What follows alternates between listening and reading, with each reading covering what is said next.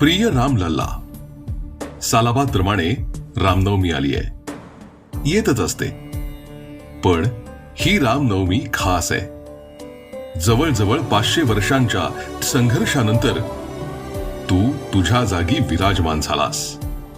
या लढाईला रक्ताचे पाट वाहिले तेव्हा 22 जानेवारी 2024चा सुदिन उगवला. संपूर्ण देशानं ठरवून दुसरी दिवाळी साजरी केली.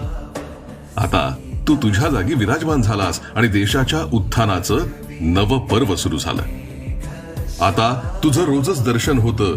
शेजारती, धूपारती, काकड आरती, नैवेद्य होतो. तुझं सगळं मजेत चाललंय ना हे बघायला साक्षात भक्त शिरोमणी हनुमंत सुद्धा फेरफटका मारून गेले. तुझी पडदास्त पाहून मन तृप्त होतं. आता तुझ्याकडे हेच मागणं आहे. पुढच्या 1000 वर्षांच्या समृद्ध भारताची पायाभरणी करण्यासाठी तुझ्या या भक्ताला विजयाचा आशीर्वाद दे.